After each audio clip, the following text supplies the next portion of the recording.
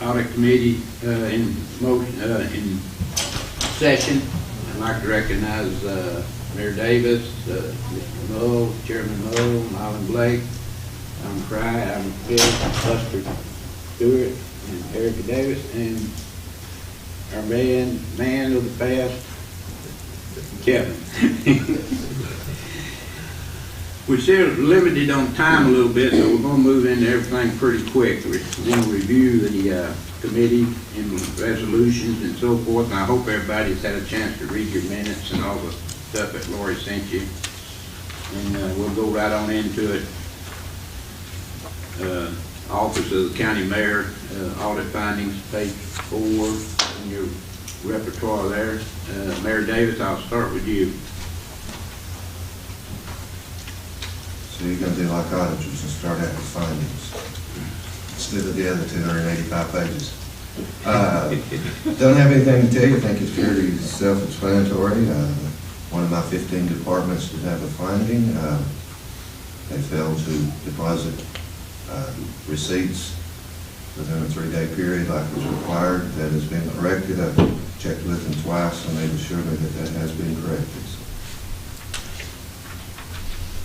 I would like to have the opportunity before you adjourn to go over the actual highlights of the audit bill.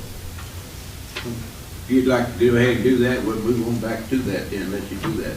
Okay, if I could, and I'll do it as quick as I can. But there are several important things in an audit, of course, and gosh, I try to stay off of Facebook, but those that's on it now are about as bad as me. They don't understand an audit either. They're very hard to understand. They give you 14 different ways of answering the question, and sometimes it could be argued that you get 14 different answers. So during a political campaign, they can always find the answer they're looking for. But the auditor concluded, based upon the audit, that there was a reasonable basis for rendering an unmodified opinion, which is always important. A clean audit, that's what you look for. And they're fairly presented in conformity with general accepted accounting principles. No instances of non-compliance that were material to the financial statements. Some of the other highlights, the financial highlights. Riley County's general fund audit reported an $11,877,000 audit expenditure. 28% of the audited expenditures. The unassigned fund balance was $6.9 million. Key thing, the budgeted fund balance is $13,475,000. The difference is due to GASB 37. Auditors understand this, but most of us normal people do not understand it. But when we start borrowing, internal borrowing as they call it, they subtract the amount due from the hospital funds that we borrow. They subtract that from our fund balance. And that's required by GASB, I think GASB 37. So the difference in our budgeted fund balance is due to GASB 37, requiring that the interfund loans be shown as lowering the fund balance until the loan is repaid. Mr. Reeder also agreed back when they first did that they would let us subtract that or add that back to the fund balance and show that as a reported fund balance, which it truly is the fund balance. But because of auditing, GASB 37 requires them to subtract it.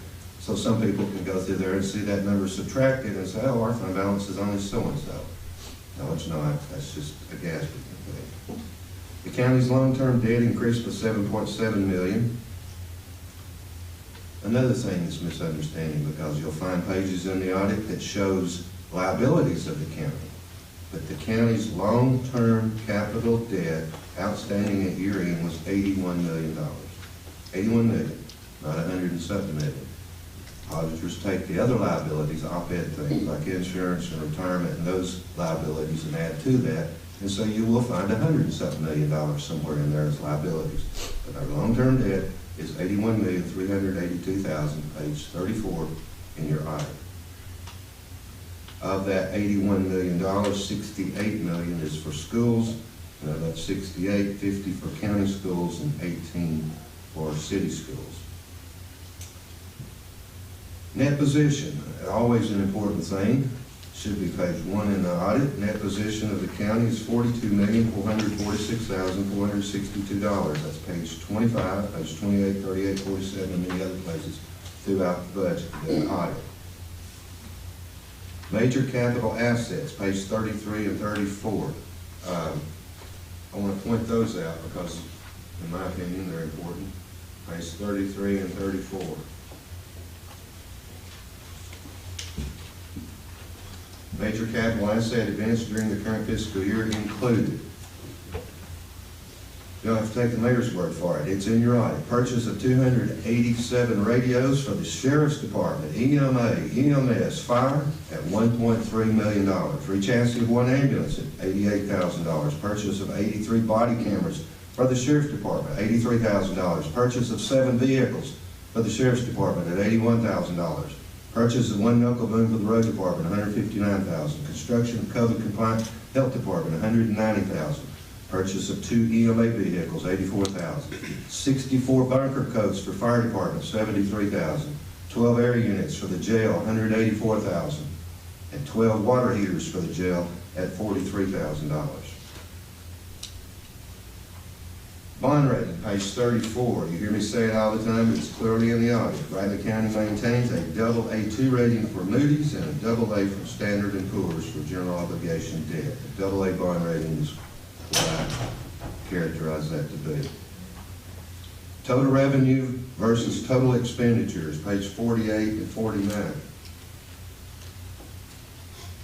Probably no one has the old-fashioned copy to turn to those pages, but page 48 and 49. We're in the hole, we're losing money, we're going to go bankrupt. That's what some, I won't call them idiots, but honest people, dishonest people are saying. Revenue brought in this year, according to the audit, page 48, $44,188,000. Page 49 of the audit, total expenses, $42 million. Did we go in the hole? No. Projected revenue versus actual. At budget time especially, I get questioned on my revenue projections. Let's see how close they were last year. Revenues. Budgeted to be 41,564,000, actual 42,800,000. 3% difference, pretty darn close. Internal financing, page 99, I've mentioned that already, but I want to read you what they say about it. And the reason I love doing this with them here, because I'm sure they would dispute it if I said something wrong, but so far everything I'm saying is pretty much reading. Internal financing. This has to do with your hospital money. In lieu of issuing debt with financial institutions, Bradley County has chosen to internally finance several capital projects. I've told auditors I don't plan on doing that again because it messes up my fund balance to some people. With the county funds and the county's endowment fund, commonly referred to as the Health, Wellness, and Quality of Life Fund, these debt issues were transferred from the endowment fund to other capital projects. Workhouse Fund, $2,200,000 for workhouse construction to be repaid from the general fund. Community Development and Park Fund, $3 million for the Spring Branch Industrial Park. For the energy upgrade projects of $3.5 million for the courthouse energy efficiency projects to be repaid from the debt service. And to the general fund, $209,000 for softball line. That's what totals and gets subtracted from our fund balance in some places. We take it and add it back and come up with our actual fund balance. It's also been said that the county mayor has total control over the budget. He's the only one that has anything to do with the budget. Look on page 13. Yes, Mylan knows better, but nobody responds to these people to correct them, so they continue to repeat things. The county mayor presents the budget request to the full county commission for review. The county mayor uses these requests at the starting point for developing a proposed budget. The finance committee may hold public hearings on the budget request. The county commission adopts the final budget by late June or early July.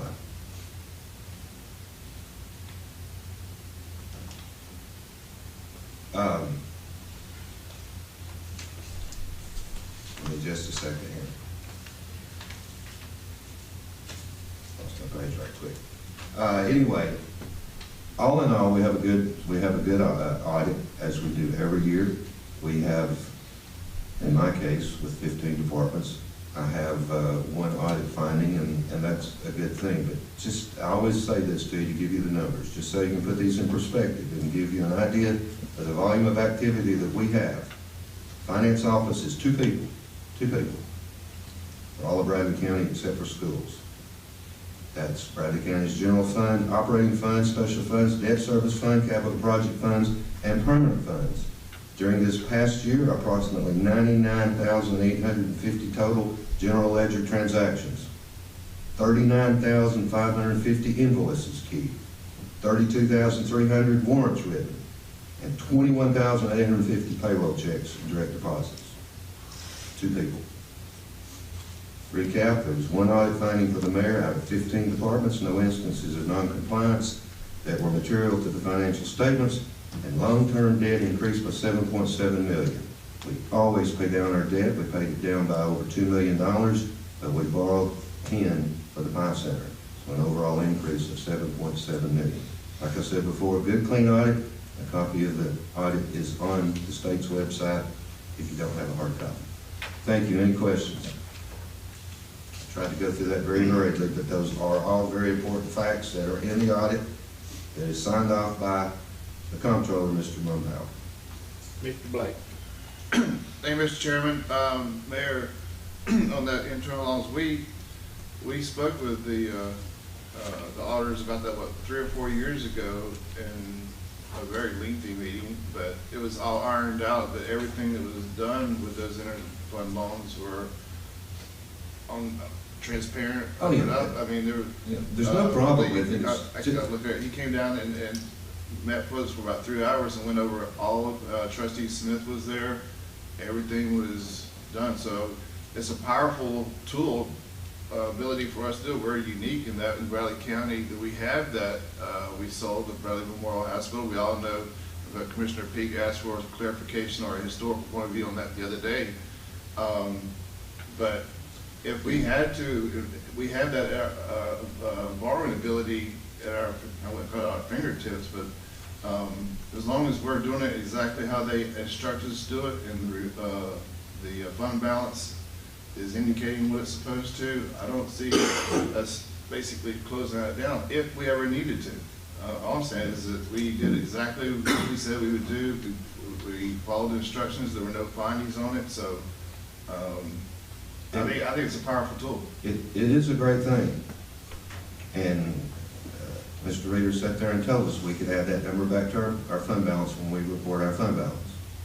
But it don't affect any of you guys, but since I have control of the finances of the county in the audit, it lowers my fund balance by $7.5 million. And John Doe on the street can't understand that and doesn't have the decency to call and get the explanation. So it saves the county money, but it looks bad in the audit. Mr. Chairman, if I can add to that, just the other day in the Finance Committee, I asked Lori to get the balances that were due, the liability. And you can clearly see when we first took those out, we didn't take them all at one time. They were over a couple of years for Spring Branch and the items that you just listed. But we've been paying those off according to the schedule. And we all saw the report of Hope on Finance that we have made we're about halfway through, I believe, as far as paying it down. So the fund balance reflects that. So that's, I guess, stating the obvious here, but I think it's important to know that we are paying that back. Thank you. Anyone else has a comment on the mayor's report? Mr. Crown? I would just like to make clear that we're not borrowing this money free of charge. We're paying interest.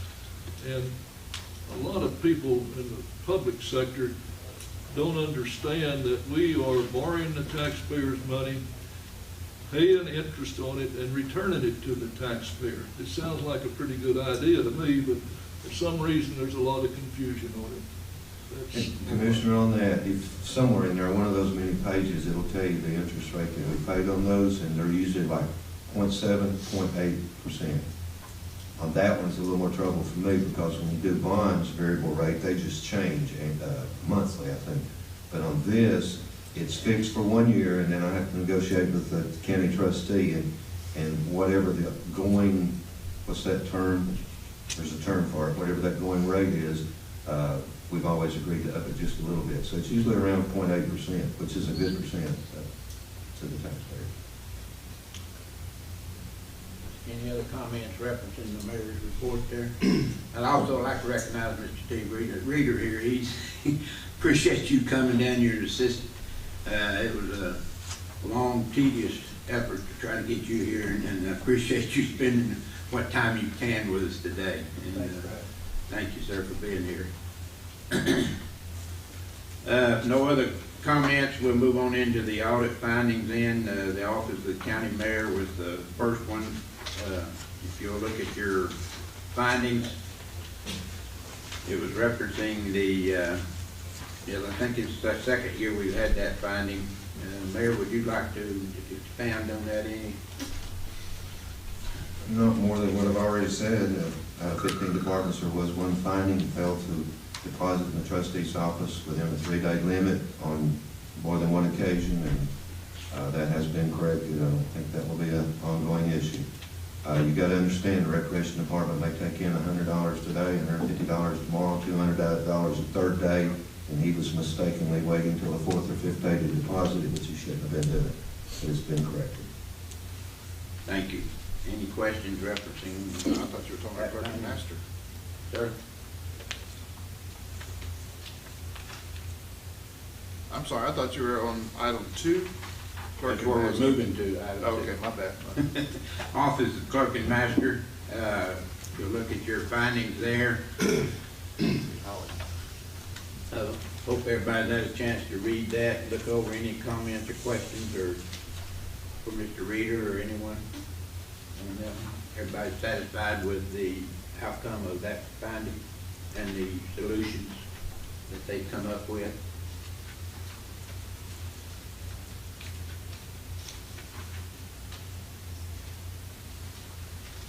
Hearing no response. Well, Okay, go ahead, Mr. Blake. Mr. Mayor, if I can, when the clerk and master, it says here, recommendation, the clerk and master should report and pay to the state unclaimed funds held for more than 1 year as required by state statute. We'll just make a note here, state statute. Does the department, the clerk and master should be rendering these funds to notify them that, hey, you should be doing this, or is it all on them? So in other words, this is their only indication that this action is supposed to take place. Yeah, I mean, it's in the statutes. There's, once money has been unclaimed for a year, it becomes abandoned property. And at that point, then the statute says that you turn that over to the state treasurer's office. After 18 months, you can request to get that back if it's not reclaimed. But that's, And you no, say- they're not gonna send out that because they don't know it's there. Just the treasury department doesn't know it's there. So they have no idea that there's a liability or something's owed to them. Right. Okay. No, they won't. That's all I have. Thank you, Mr. Chair. Any other comments on that? We'll move on into the third one. Other findings, and I'll open the floor up for any discussion on that. It's referencing Ms. Davis and the audit finding there.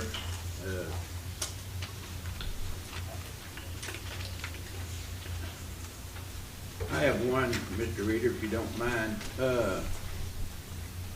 When y'all find an audit finding like this, is it, not necessarily a finding like this, but do y'all have a tendency to go back and look at, in other words, we paid a contract to a certain individual or a group. Do y'all have a tendency or to go back and look at subcontractors that did something like this? Not normally, no, Sir? sir. No, sir. It's not a normal thing to do. Once the money leaves the county, it goes to the vendor, it's their money from that point forward. So no, sir, that's not a regular audit procedure. Okay, so was there any reason for them to go into this situation, since it was basically just what you said, I guess? In this particular case, it was a call to the comptroller's hotline. Okay. And when we get those, we must follow up on the facts of those things. Most of the time, they don't pan out to be anything there, but if the facts are true, then we follow up on it. But That's where this particular thing came from. No, we don't go to the vendor that you paid and check out and see what they did with their money. We can't. So it's not a common practice unless y'all get a call from someone or somebody or something. Right.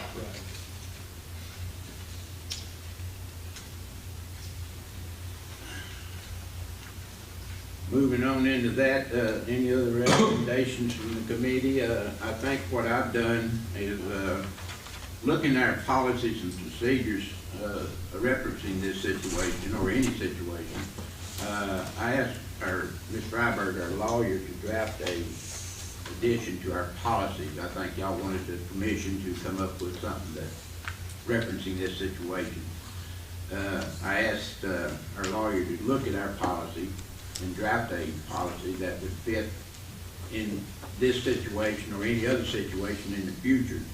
And hopefully, I think she's done a good job with it. And what I'd like to do is ask Mr. Cryer if he wants to go ahead and read that and see if there's any questions or comments. Thank you, Mr. Chairman. I first would like to just briefly say that Commissioner Davis voted, along with the rest of us, on the demolition of the two buildings long before the alleged thing here took place.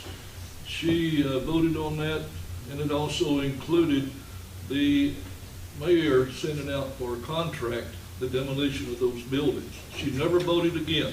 That was it. Then the contract was let. The gentleman solicited someone to haul it off, and she hauled it off. But there's a long time period in there. I can't see where there's any, personally, I can't see where there's any problem with that. But I'd like to read to you what our solution, proposed solution to that would be. TCA 12-4-101B prohibits any officer, committee member, director, or other person whose duty is to vote for, let out, overlook, or any manner to superintend any work or any contract in which any municipal corporation, county, state, development district, utility district, human resource agency, or other political subdivision created by statute shall or may be interested to be indirectly interested in and such contract unless the officer publicly acknowledges such officer's interest. Indirectly interested means any contract in which the officer is interested, but not directly so, but includes contracts where the officer is directly interested, but is the sole supplier of goods or services in a municipality or county. I'd like to put this in the form of a motion to get it passed as a resolution to implement. Can we get a second on that? So did you say the county attorney came up with this? Yes.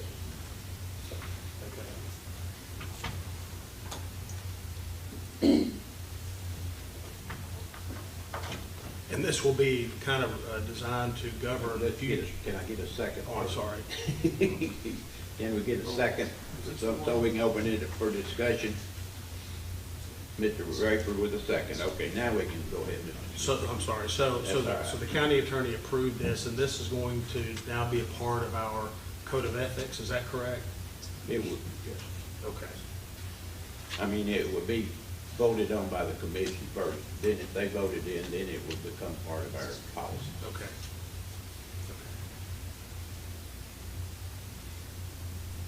Any other discussion on the resolution? Mr. Reader, have you had a chance to read that resolution or read the policy? I'm sorry, I thought you might have had a copy of it there.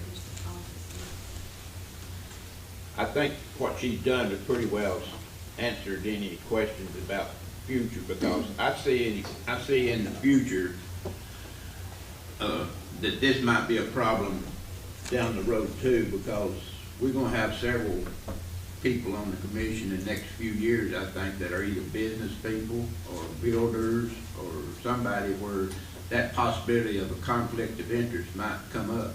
And I think she's addressed the policy pretty well, and hopefully this will solve any future problems we might have. I think that's the way to do it, is to educate for the future so that the situation doesn't arise again. And I think that's a good way to handle it. I appreciate your comment there, Mr. Reader. Mr. Mull? In doing that, educated for future, I agree with you, Mr. Reader. Can we make sure that incoming commissioners have this as well when they first come in, so they're aware of this? Because there could be some that are tied to various things, and that, we don't want this situation happening again. So, And is there a formal training process when new commissioners come in at some point in time? There is. Yeah. And is that done by the county mayor's office? CTAS.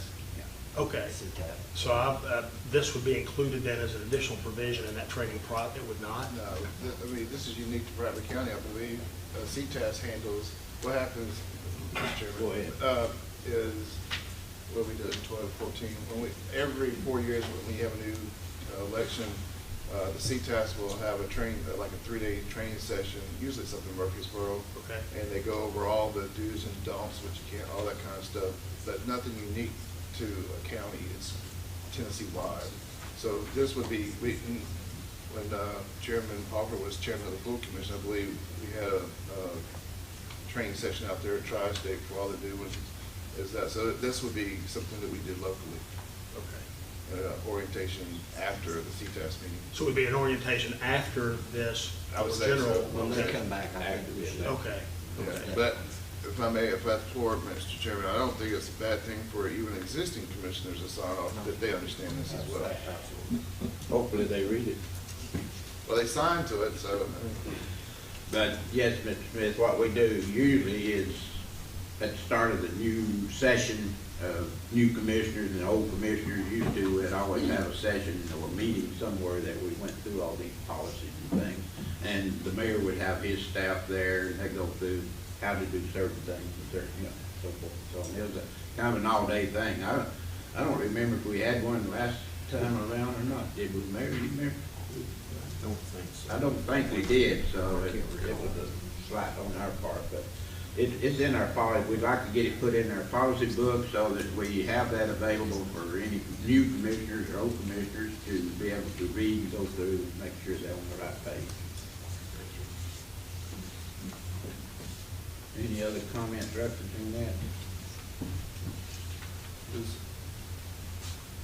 I was looking for an effective date. I guess once this passes county commission, it's effective at that point. It'll be effective after it passes.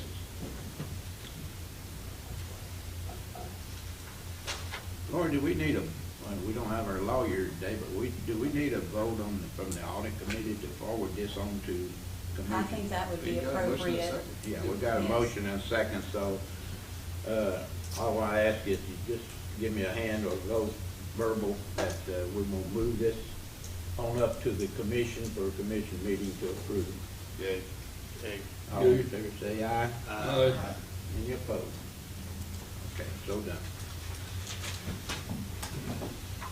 Okay, we'll move into B, financial highlights. We'll go back to the mayor. That's what I did. You already Yeah. covered all that. That's what I thought too. And these questions we need to ask, this part of our report that we need to send into the state. And so we need to ask these questions and see if we did what we're supposed to do with audit committee. A is do the finance statements appear to be fairly presented and free of material misstatement, or if not, what are the reasons for this? So do you think we've covered that pretty well? Just by a nod of the head would be fine if you got questions. Okay. B, if audit findings are repeat findings, what's the determination of the committee if the management appears to lack the desire of the ability to correct these issues? I think the mayor pretty well addressed that particular one. So any other comments on that part of it? And C, based on the audit committee assessment, the independent auditors of the county appeared to be independent of county management. The independent audit was performed in compliance with general accepted auditing standards, and the auditors were professionally competent. I'm not so sure about professional competence, that part of it, but anyway. Any comments or anything on that? We covered that. And 6, and we're supposed to schedule a meeting of department heads, elected officials. I don't think, we pretty well got all that already covered. They've already been meeting with the mayor, and we've been talking, and they're gonna be meeting with the next year's budget, so I think we've got that pretty well covered also. Yes, Mr. Blake? I was waiting for after 6, so before you adjourn. Yeah, Any questions? All right. you got some more questions? A few. A few. As you know, we've received money from the Fed, ARP money, and some of the meetings with the National Association of County Commissions, or something like that, nationwide. I didn't even know we were really a member of it because we don't talk to them too much. But in some of their meetings, they indicated, and if I heard them correctly, that the U.S. Treasury is basically, quote unquote, going to outsource the auditing of this money to the states, to state of Tennessee, and I guess soon you guys. So is that your understanding that all this money that's coming, because we do have a fund in our budget that we specifically put this money into, the Director of Finance put in there, and we've already have appropriated and spent some of it. So as I understand it, I guess confirmation from you, or however you want to answer, is that your understanding that the U.S.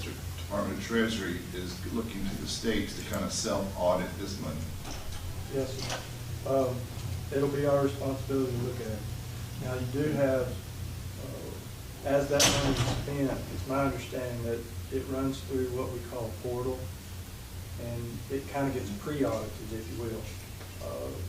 You'll report what you want to spend it on, and then I think it's the foreign group out of Nashville that actually looks into that and makes sure that those expenditures are allowable from that particular money. So it's kind of looked at on the front end to help out that way, sort of a pre-audit, if you will. And then we will be looking to make sure that what it was supposed to be spent on is what it got spent.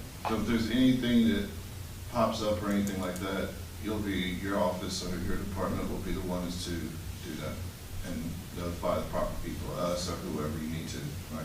Yes, if there's sure. a problem, it'll come as a formal. I just want to clarify, because there was a big conference Zoom call with 50 people in there, and it's hard to hear sometimes. And I thought I heard that, so I made a note to ask you when you got here today.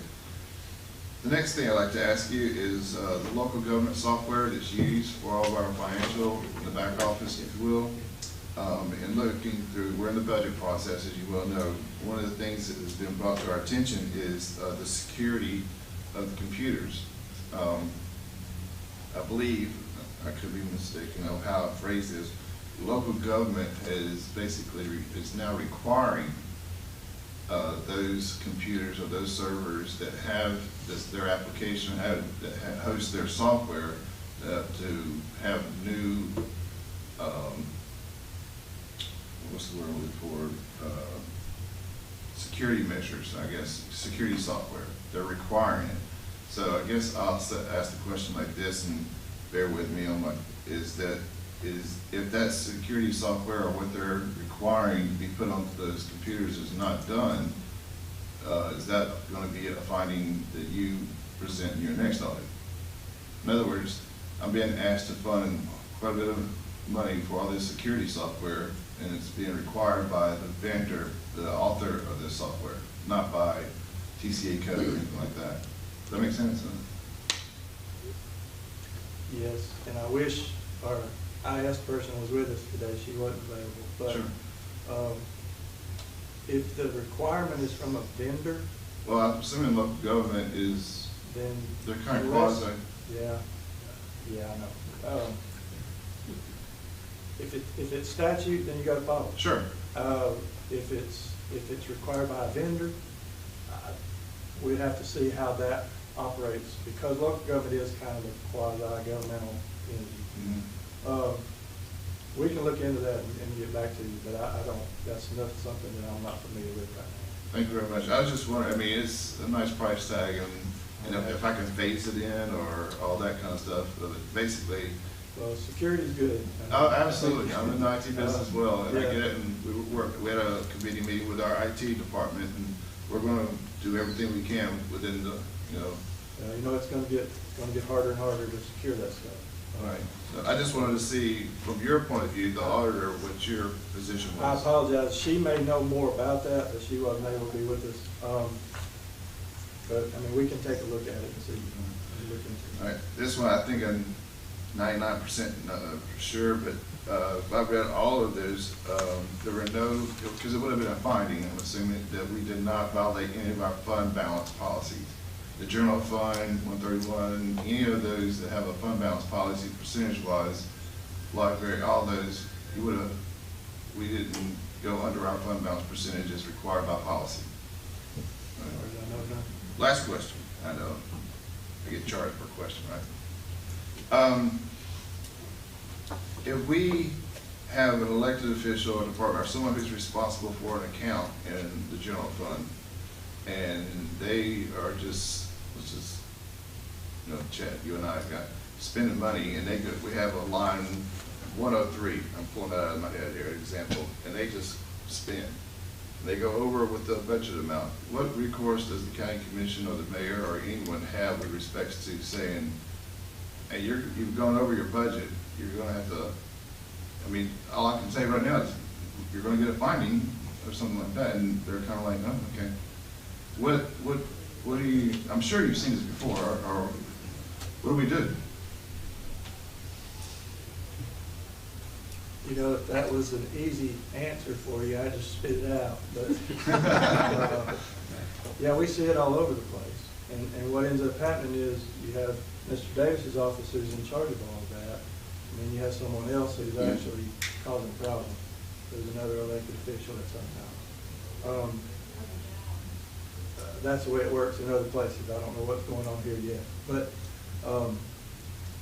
bottom line is you make sure they know what they're supposed to be doing. And then there comes a time, if it's possible, that you stop paying those, you know, you don't pay what it is that they've ordered. You send it back.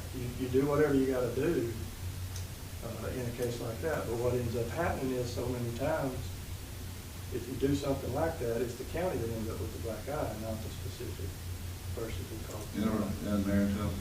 And so that's what makes it difficult, is that that's the hard answer. The easy answer is you just cut them off. Come on, there you go.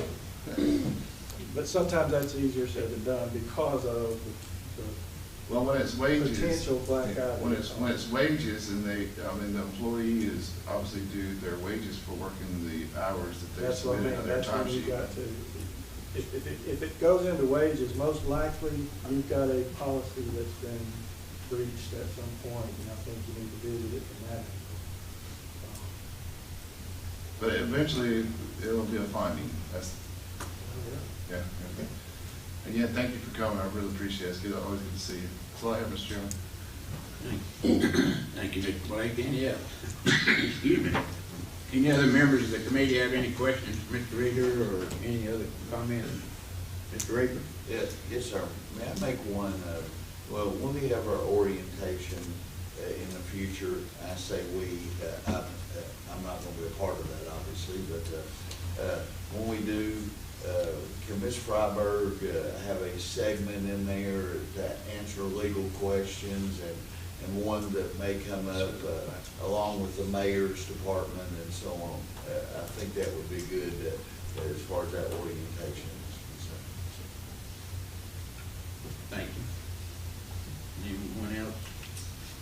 Any comments? If not, we're adjourned.